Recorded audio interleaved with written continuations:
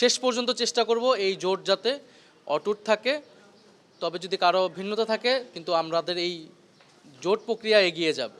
আজকে আমাদের 11 দলীয় নির্বাচনী ঐক্যের যে প্রক্রিয়া চলছে সেই 11 দলের একটা বৈঠক ছিল। আমরা শীর্ষ বৈঠকের এই আয়োজনটা খুবই তাড়াহুড়ার মধ্যে এবং একটু ক্রিটিক্যাল সময় নির্ধারণ করতে হয়েছে। নেতৃবৃন্দ দেখা গিয়েছে অনেকেই সারা রাত এগুলো নিয়ে দৌড়ঝাঁপ করেছেন, আলোচনা করেছেন। তো রাতের গভীরে সিদ্ধান্তটা ফাইনাল করতে হয়েছে এবং সবাইকে সময় মতো অবহিত করা সম্ভব হয় নাই। তো সেই হিসাবে এই জায়গাটায় একটু গ্যাপ ছিল, সবাই সময় মতো উপস্থিত হতে পারেনি। এরপরেও আমরা ম্যাক্সিমাম প্রায় 10টা দলই এখানে উপস্থিত হয়ে এই বৈঠকটা আমরা সম্পন্ন করেছি।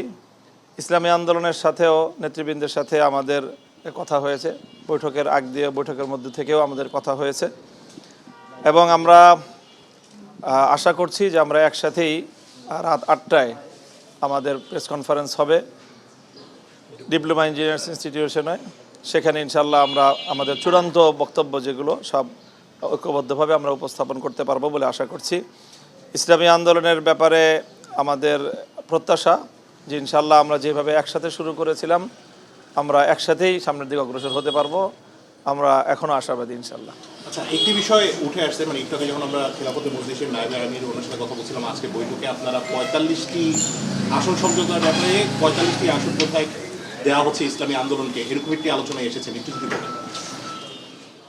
এই বিষয়গুলি আমরা অফিসিয়ালি এখনও পরিপূর্ণ ফাইনাল করছি না, যেহেতু আমাদের রাত 8টার সময় আমাদের প্রেস কনফারেন্স আছে।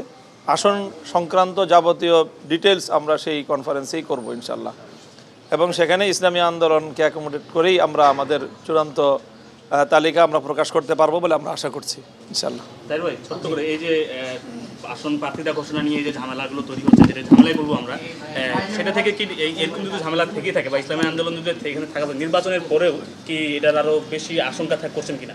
না, আমরা প্রথম কথা হচ্ছে আমরা কোনো ঝামেলার ভিতরে নাই এবং আমাদের ভিতরে যে আলাপ আলোচনা হচ্ছে কিছুটা মত ভিন্নতা হচ্ছে, এটা ঝামেলা বলা যায় না, ঠিক আছে। আর 2 নম্বর হচ্ছে আমরা রাত 8টায় কথা বলব, এখন আর আপনাদের সামনে আমরা তেমন কথা বলতে চাচ্ছি না। এই জোটটা মিলে কি নির্বাচনে সবাইকে সহযোগিতা করবে কিনা এরকম আলোচনা, মানে এক বাক্সে ভোট দেওয়ার সিদ্ধান্তে এখন পর্যন্ত একমত রয়েছে কিনা, মানে সহজ কথায় জোটের ব্যাপারে তো এর আগে দায়িত্বশীল ওনারা বললেন, এই ব্যাপারে আমি বলবো না।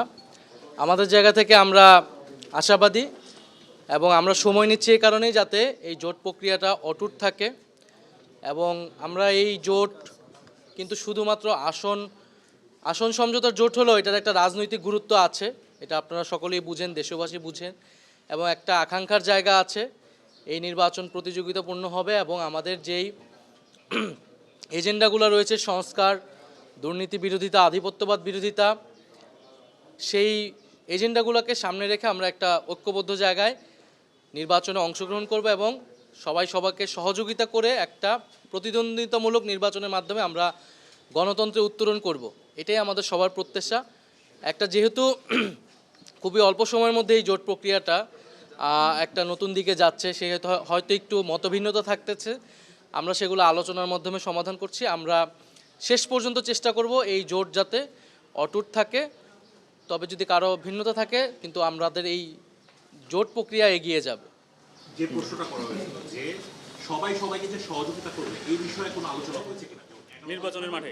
না, সেটা তো সমঝোতা মানেই তো সবাইকে এখানে সহযোগিতা করবে, যার জোটের প্রার্থী হবে। এখন পুরো বাংলাদেশে 300 আসনেই আমাদের কিন্তু এখন আর কোনো দলের প্রার্থী না, মূলত জোটের প্রার্থী হবে। হলে জোটের প্রার্থী যাকেই মনোনীত করা হবে বৃহত্তর স্বার্থে তাকে আমরা সবাই প্রত্যেকটা দল সহযোগিতা করব।